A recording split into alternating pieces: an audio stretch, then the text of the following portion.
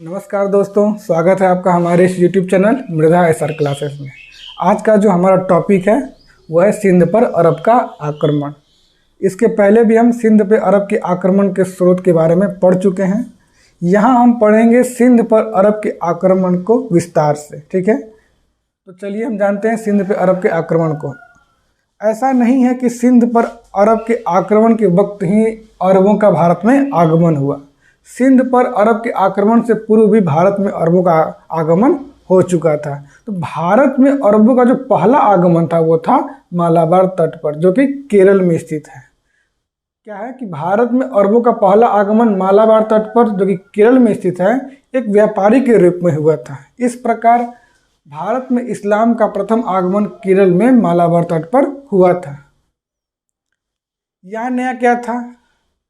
यहाँ व्यापार और वाणिज्य के साथ साथ राजनीतिक विस्तार के उद्देश्य से ये पहली बार था जब अरबों ने सिंध पर आक्रमण किया। इससे पूर्व तो वो भारत में प्रवेश कर चुके थे, एक व्यापारी एक वाणिज्य के विस्तार के रूप में। लेकिन यहाँ नया ये था कि इन्होंने व्यापार और वाणिज्य के साथ साथ राजनीतिक विस्तार के उद्देश्य से भारत में प्रवेश किया। ठीक है, उसके आगे है कि उमर खलीफा के समय 636 ईस्वी में बम्बई के थाने पर पहली बार अरबी आक्रमण हुआ, जो कि विफल रहा। अब देखिए, इससे पहले की वीडियो में जो हम पढ़ रहे थे खलीफाओं के बारे में, तो वहाँ हमने इस विषय का जिक्र किया था, इस टॉपिक का जिक्र किया था कि भारत पर पहली बार आक्रमण उमर खलीफा के समय में 636 ईस्वी में बम्बई के थाने पर हुआ, जो कि विफल रहा। ठीक, इसके बाद 711 से 12 ईस्वी में 711 से 12 ईस्वी में मोहम्मद बिन कासिम के द्वारा मकराना मार्ग से सिंध पर सफल आक्रमण किया गया, जो कि पहला सफल अरबी आक्रमण था। समझ में आ गया कि भारत में अरबों का पहला आगमन मालाबार तट पर हुआ, जो कि केरल में था, एक व्यापारी के रूप में हुआ। लेकिन इस वक्त नया ये था कि इन्होंने व्यापार और वाणिज्य के साथ साथ राजनीतिक विस्तार का उद्देश्य लेकर भारत में प्रवेश किए थे। आगे है कि उमर खलीफा के समय 636 ईस्वी में बम्बई के थाने पर पहली बार अरब आक्रमण हुआ, जो कि विफल रहा। आगे 711 से 12 ईस्वी में मोहम्मद बिन कासिम के द्वारा मकराना मार्ग के माध्यम से सिंध पर अरबों का पहला सफल आक्रमण हुआ। इस प्रकार अरबी जो थे वो भारत में पहले मुस्लिम आक्रमणकारी साबित हुए। ठीक है, फिर आगे बढ़ते हैं कि जिस समय सिंध पर अरबों का आक्रमण हुआ उस समय सिंध का शासक कौन था? दाहिर। जिस समय सिंध पर अरब का आक्रमण हुआ उस समय सिंध का शासक कौन था? दाहिर। राजधानी कहाँ थी? आलोद। और खलीफा कौन थे? वालिद। इराक का गवर्नर कौन था? हज्जाज। ये इसलिए भी इम्पॉर्टेंट हो जाता है क्योंकि हज्जाज ही था जिसने मोहम्मद बिन कासिम को सिंध पर अरब आक्रमण करने के लिए चुना था, जिसने सिंध पर अरबों का आक्रमण करने के लिए आदेश दिया था। ठीक है, एक और नाम आता है चाच। एक और नाम आता है चाच। ये दाहिर का पिता था। चाच जो था वो दाहिर का पिता था। ये ब्राह्मण वंश का था। ब्राह्मण वंश का था। इसने सिंध पर उस समय का जो शासक था राय साहसी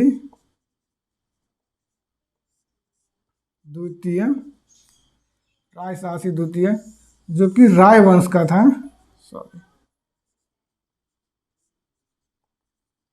राय वंश का था।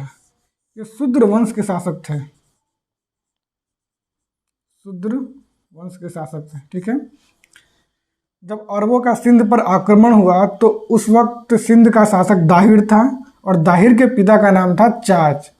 चाच ब्राह्मण वंश का था और उस वक्त सिंध पर जिसका शासन था वो थे राय वंश, जो कि शूद्र वंश के थे। इसके जो शासक थे राय साहसी द्वितीय, चाच ने इसकी हत्या करके सिंध पर अपना आधिपत्य स्थापित कर लिया।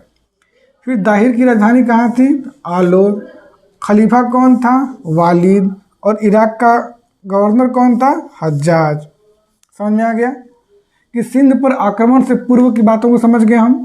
अब यहाँ जानेंगे स्रोत के बारे में। इसके पहले वीडियो में भी हम स्रोत के बारे में पढ़ चुके हैं कि सिंध पे अरब के आक्रमण के स्रोत क्या हैं, लेकिन यहाँ हम थोड़ा सा संक्षेप में जानने की कोशिश करेंगे कि सिंध पे अरब के आक्रमण का स्रोत जो है वो है चचनामा, जिसके लेखक अज्ञात थे और भाषा अरबी थी। ऐसा माना जाता है कि सिंध पे अरब के आक्रमण के समय मोहम्मद बिन कासिम के किसी अज्ञात सैनिक या अज्ञात सेवक ने चचनामा की रचना अरबी में की थी, जिसे कूफी ने नसरुद्दीन कुबाचा के शासनकाल में अरबी से फारसी में अनुवाद किया। तो अगर आपके सामने ये प्रश्न है कि चचनामा का फारसी में अनुवाद किसने किया था, तो कूफी ने, या ये सवाल आया कि कूफी ने चचनामा की रचना किस शासक के शासनकाल में की थी, तो नसरुद्दीन कुबाचा के शासनकाल में फारसी में की थी।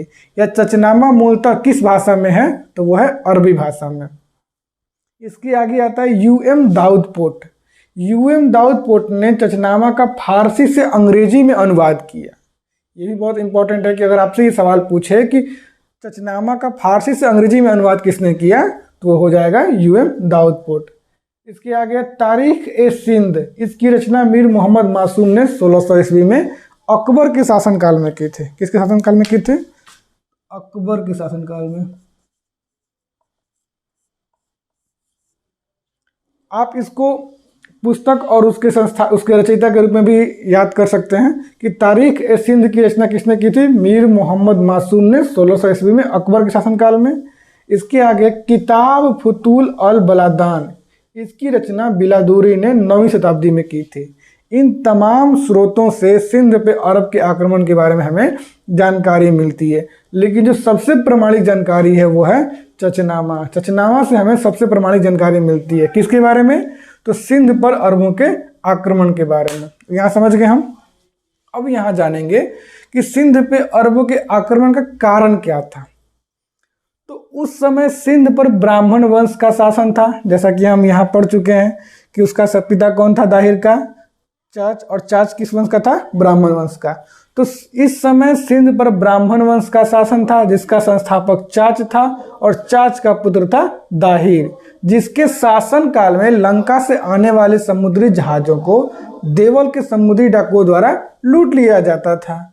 इससे क्षुब्ध होकर इराक के सूबेदार हज्जाज ने इस लूट का हर्जाना मांगा, जिसे दाहिर ने अस्वीकार कर दिया। परिणाम स्वरूप हज्जाज ने 3 सेनापतियों को, अब देखिए ये बहुत इंपॉर्टेंट हो जाता है, 3 सेनापतियों को, कारण क्या था कि इस समय सिंध पर ब्राह्मण वंश का शासन था, जिसका संस्थापक चाच था, और चाच का पुत्र था दाहिर, जिसके समय में सिंध पर अरबों का आक्रमण हुआ था। देवल में लंका से आने वाले समुद्री जहाज़ों को समुद्री डाकुओं द्वारा लूट लिया जाता था, और इराक के सूबेदार हज्जाज ने इस लूट का हर्जाना मांगा, जिसे दाहिर ने अस्वीकार कर दिया। परिणाम स्वरूप हज्जाज ने 3 सेनापतियों को सिंध पर आक्रमण के लिए भेजा, जिसमें से प्रथम 2 उबैदुल्ला एवं वर्दुल असफल रहे। तत्पश्चात हज्जाज ने 711 से 712 ईस्वी में तीसरे सेनापति 17 वर्षीय मोहम्मद बिन कासिम को सिंध पर आक्रमण के लिए भेजा, जो कि सिंध पर अरब का पहला सफल आक्रमण साबित हुआ। ठीक है, समझ में आ गया। इस युद्ध में मीर कासिम ने एक यंत्र का प्रयोग किया था, एक अस्त्र का प्रयोग किया था। इसके बारे में भी जानना बहुत जरूरी है, जिसका नाम था मंजानिक या नौफथा। कभी कभी ऐसे सवाल आते हैं कि मंजानिक या नौफथा का संबंध किससे है, यह क्या है?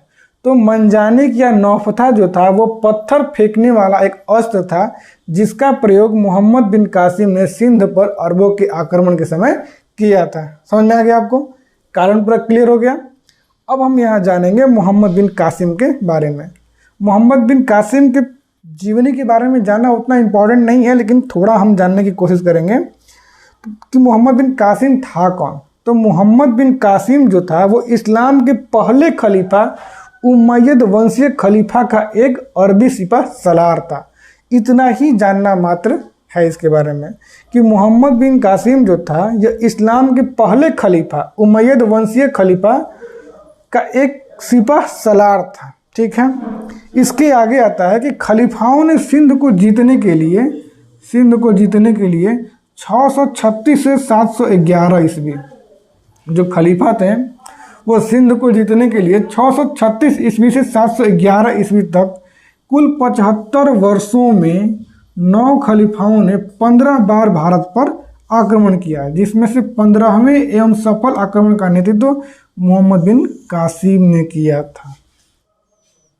समझ में आ गया कि खलीफाओं ने सिंध को जीतने के लिए 636 ईस्वी से 711 ईस्वी में कुल 75 वर्षों में 9 खलीफाओं ने 15 बार भारत पे आक्रमण किया, जिसमें से 15वें एवं सफल आक्रमण का नेतृत्व मोहम्मद बिन कासिम ने किया था। ये आप समझ गए, ये जान गए।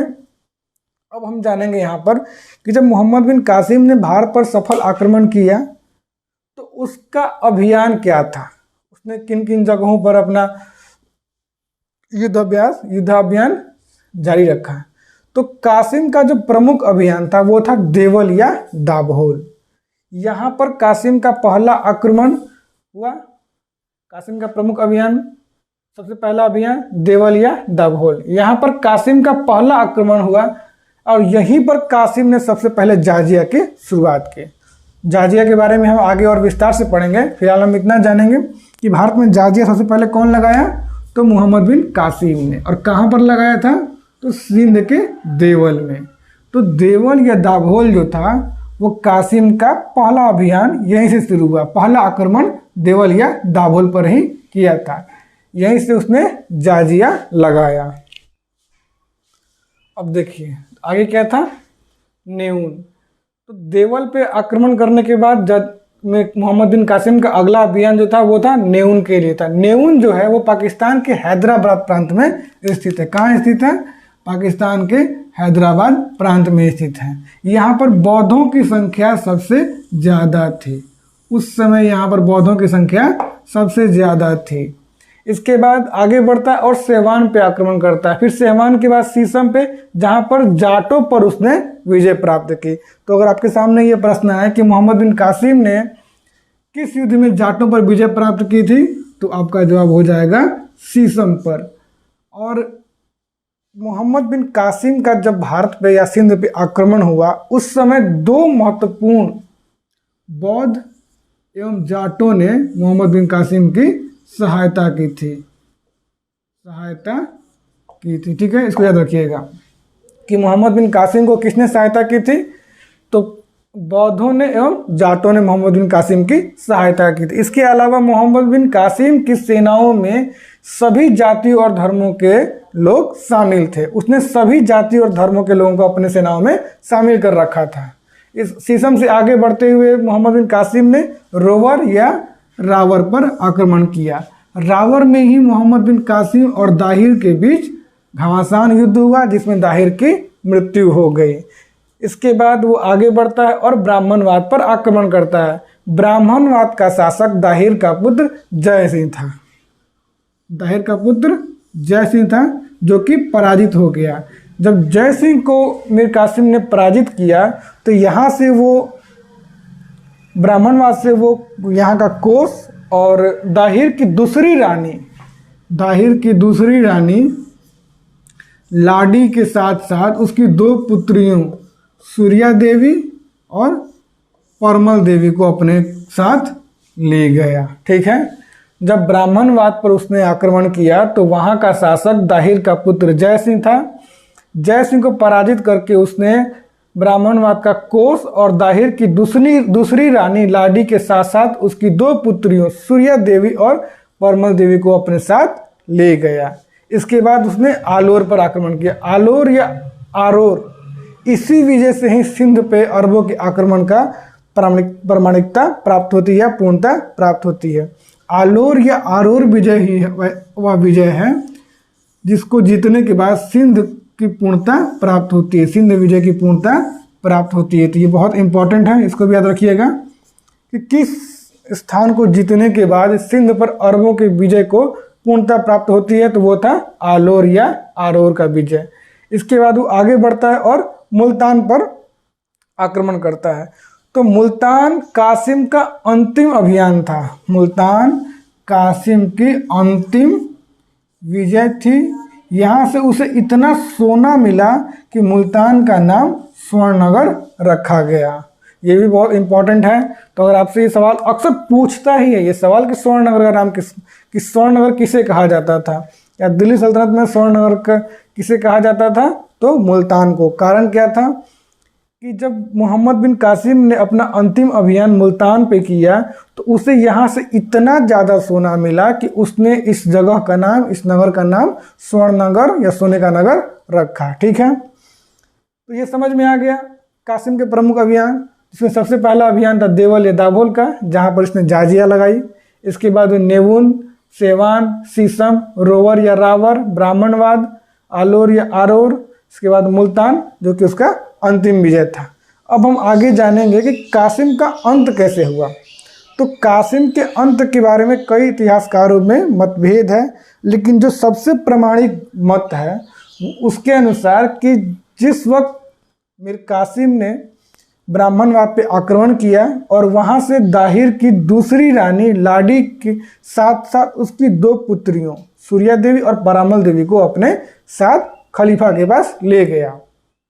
जब वहाँ वो खलीफा के पास उनको पेश किया तो दाहिर की दोनों पुत्रियों ने खलीफा से इस बात का आग्रह या इस बात को रखा कि मोहम्मद बिन कासिम ने पहले ही उनका कौमार्य भंग कर चुका है। मोहम्मद बिन कासिम जो था पहले ही उनका कौमार्य भंग कर चुका है। इससे क्षुब्ध होकर जो खलीफा था उसने मोहम्मद बिन कासिम को मृत्युदंड की सज़ा सुनाई, जो कि सबसे प्रमाणिक अंत माना जाता है मीर कासिम का। इसके अलावा और कई मत हैं, लेकिन जो सबसे प्रमाणिक मत है वो यही है कि मोहम्मद बिन कासिम ने दाहिर की जो दोनों पुत्रियां थी परमल देवी और सूर्या देवी उसको खलीफा के सामने पेश किया। इन 2 पुत्रियों ने खलीफा के सामने अपना मत व्यक्त किया कि मीर कासिम जो है पहले ही उनका कौमार्य भंग कर चुका है। इस बात से क्षुब्ध होकर खलीफा मोहम्मद बिन कासिम को मृत्युदंड की सज़ा सुनाता है।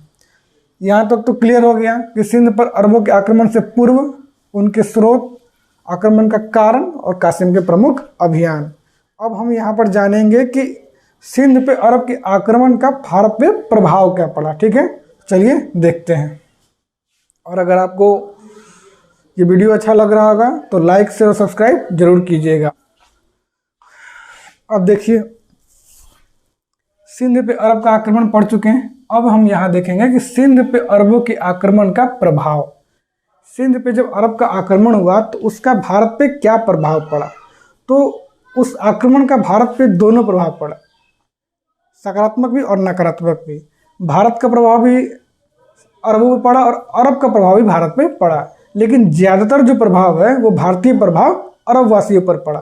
अब उसके बारे में देखेंगे। जैसे अरब वासियों ने चिकित्सा, नक्षत्र शास्त्र, शासन प्रबंधन की जितनी भी शिक्षा है वो भारतीयों से ग्रहण की। भारतीय अंक पद्धति जैसे वर्गमूल, घनमूल, शून्य एवं दशमलव प्रणाली भी भारतीयों से ही ग्रहण की। अरबों ने इसे हिंदसा कहा। क्या कहा? हिंदसा कहा। भारतीय अंक पद्धति जैसे वर्गमूल, घनमूल, शून्य एवं दशमलव प्रणाली से अरबों का जो परिचय है वो भारतीयों से ही हुआ। अरबों ने इसे हिंसा या हिंद का ज्ञान कहा। इसके अलावा भारतीय दशमलव प्रणाली को 9वीं सदी में अरब गणितज्ञ अल ख्वारिज़मी ने अरब में लोकप्रिय किया। ठीक है, फिर 12वीं सदी में एबेलार्ड नामक भिक्षुक ने इसे यूरोप में प्रचलित किया। भारतीय दशमलव प्रणाली को 9वीं शताब्दी में अरब गणितज्ञ अल ख्वारिज़मी ने अरब में लोकप्रिय बनाया। फिर आगे 12वीं सदी में एबेलार्ड नामक भिक्षुक ने इसे यूरोप में प्रचलित बनाया। फिर आगे बगदाद के खलीफाओं ने भारतीय विद्वानों को संरक्षण दिया। कई ऐसे भारतीय विद्वान हुए जिसे बगदाद के खलीफाओं ने अपने साम्राज्य में संरक्षण प्रदान किया। अरबी ज्योतिषी अबू मासर ने 10 वर्षों तक बनारस में रहकर शिक्षा ग्रहण की। इसके बाद ऊंट पालन एवं खजूर की खेती का प्रचलन अरबों ने ही भारत में किया था। ये बहुत इंपॉर्टेंट है। अक्सर प्रश्न आता है कि भारत में ऊंट पालन या ऊंट पालन का प्रचलन किसने किया था। भारत में ऊंट पालन का प्रचलन किसने किया? ऊंट एवं खजूर का प्रचलन भारत में अरबों ने किया। समझ में आ गया। आगे है कि ब्रह्मगुप्त द्वारा रचित ब्रह्म सिद्धांत, इस तरह से भी सवाल पूछ सकता है कि ब्रह्म सिद्धांत के रचनाकार कौन थे, तो आपका जवाब हो जाएगा ब्रह्मगुप्त। या खंड खाद्य के रचनाकार कौन थे, तो ब्रह्मगुप्त। तो आगे कहता है कि ब्रह्मगुप्त द्वारा रचित ब्रह्म सिद्धांत एवं खंड खाद्य का अल फाजरी एवं इब्राहिम पिंजरी द्वारा अरबी में अनुवाद किया गया। तो जब अरबी जो थे भारत पे आक्रमण किए, सिंध पे आक्रमण किए, तो एक प्रभाव ये भी पड़ा कि भारत के बहुत से ग्रंथों का उन्होंने अरबी में अनुवाद किया। उनमें से ये सब हैं, जैसे ब्रह्मगुप्त द्वारा रचित ब्रह्म सिद्धांत एवं खंड खाद्य का अल फाजरी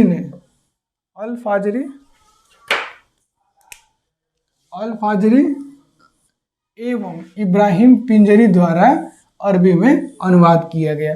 तो अगर आपसे ये प्रश्न पूछे कि ब्रह्मगुप्त द्वारा रचित ब्रह्म सिद्धांत एवं खंड खाद्य का अरबी में किसने अनुवाद किया, या ब्रह्म सिद्धांत एवं खंड खाद्य का अरबी में किसने अनुवाद किया, तो आपका जवाब हो जाएगा अल फाजरी एवं इब्राहिम पिंजरी ने। ठीक है। इसके आगे पंचतंत्र, बहुत ही महत्वपूर्ण पुस्तक ग्रंथ है, रचना है। इसके रचनाकार कौन थे, विष्णुगुप्त। इसको जरूर याद रखिएगा क्योंकि इससे प्रश्न आते हैं। पंचतंत्र के रचनाकार कौन थे, विष्णुगुप्त। तो पंचतंत्र का अरबी अनुवाद इब्न अल मखफा द्वारा कलील व दिमना नाम से किया गया। अब यहाँ प्रश्न देखिए कैसे बनता है कि आपसे अगर पूछे कि पंचतंत्र का अरबी अनुवाद किसने किया था, तो इब्न अल मक्कफा ने किया था। पंचतंत्र का अरबी नाम क्या था, जिसकी रचना जो अरबी में रचना हुई जिसका नाम क्या था, कलील व दिमना। ये दोनों बहुत ही इंपॉर्टेंट हैं कि पंचतंत्र का अरबी अनुवाद किसने किया, इब्न अल मक्फा ने। किस नाम से, कलील व दिमना नाम से। इसके आगे कि हिंदू शब्द का प्रथम बार प्रयोग भी अरबों द्वारा किया गया। समझ में आ गया। ये बहुत इंपॉर्टेंट पॉइंट्स हैं, इसको आप नोट डाउन या स्क्रीनशॉट जरूर कर लें। आगे है कि हिंदू शब्द का प्रथम बार प्रयोग किसने किया, अरबों द्वारा किया गया। सिंध में इस्लाम धर्म का प्रवेश हो गया जब सिंध पर अरबों ने आक्रमण कर लिया, यहाँ पे अपना आधिपत्य स्थापित कर लिया। इस प्रकार सिंध में इस्लाम का प्रवेश हो गया। मुल्तान एवं मंसूरा में मुस्लिम बस्तियाँ स्थापित की गई। जब सिंध पर अरबों ने अपना आधिपत्य स्थापित कर लिया तब मुल्तान एवं मंसूरा में मुस्लिम बस्तियाँ स्थापित की गई। इसके अलावा जो मंसूरा नगर था वो सिंध में अरबों की राजधानी बनी। तो सिंध में अरबों की राजधानी क्या थी, मंसूरा। ठीक है, याद रखिए कि सिंध में अरबों की राजधानी क्या थी, मंसूरा। इसके बाद अरबों ने प्रतिहारों के आक्रमण से बचने के अल्मा फूजा नामक एक नगर की स्थापना की। प्रतिहारों के आक्रमण से बचने के लिए अरबों ने अल्मा फूजा नाम का एक नगर बसाया और 871 ईस्वी आते आते सिंध से खलीफाओं की सत्ता समाप्त हो गई। बहुत इंपॉर्टेंट है कि 871 ईस्वी आते आते सिंध में खलीफाओं की सत्ता समाप्त हो गई। तो इस प्रकार सारा विश्लेषण यहाँ पे समाप्त होता है कि भारत पर अरबों का आक्रमण, उसके स्रोत, आक्रमण के पूर्व की स्थिति, आक्रमण के बाद की स्थिति, उसके आक्रमण के कारण, मोहम्मद बिन कासिम के अभियान और इसके बाद उसका भारत पे प्रभाव। तो इस प्रकार ये जितना भी टॉपिक था, जितना भी पॉइंट था, आपको पीटी और मेंस दोनों के लिए ही इम्पोर्टेंट था। और अगर आप वर्तमान में Bihar SI, BPSC, UPPCS, Jharkhand PCS या यूपीएससी की तैयारी कर रहे हैं तो आपके लिए ये बहुत ही इम्पोर्टेंट है। इसको समझने का एक और तरीका है कि आप जो मैं चीज़ों को पढ़ा रहा हूँ आप उसका फैक्ट चेक करके देखें कि क्या वो चीज़ें सही है या नहीं, या फिर आपके जो प्रीवियस के जितने भी सवाल हैं, चाहे वो यूपीएससी के हों या बीपीएससी के हों या किसी भी स्टेट पीसीएस के हों या एसआई के हों, क्या उससे ये सॉल्व हो पाते हैं कि नहीं। जितने भी टॉपिक मैं अभी तक पढ़ा चुका हूँ उससे जो प्रश्न बन रहे हैं, जो फैक्ट बन रहे हैं, क्या वो काम के हैं कि नहीं, क्या आपके काम आ रहे हैं या नहीं आ रहे हैं। तो ये एक तरीका है जानने का। और अगर आप सब को एक और नोटिस मैं देना चाहूँगा, एक और इन्फॉर्मेशन मैं बताना चाहूँगा कि बहुत जल्द हम लोग एक टेस्ट सीरीज लाने वाले हैं इसके ऊपर। तो अगर आप सबको लगता है कि टेस्ट सीरीज हमें लाना चाहिए तो आप कमेंट में ज़रूर बताएं। हम कोशिश करेंगे कि आपको बढ़िया से बढ़िया टेस्ट सीरीज दें ताकि आपका सारा टॉपिक कवर हो सके और आप एग्ज़ाम में अच्छा से अच्छा कर सकें। तो अगर आपको ये हमारा वीडियो अच्छा लगा हो तो लाइक शेयर सब्सक्राइब जरूर कीजिएगा। ठीक है, तब तक के लिए जय हिंद।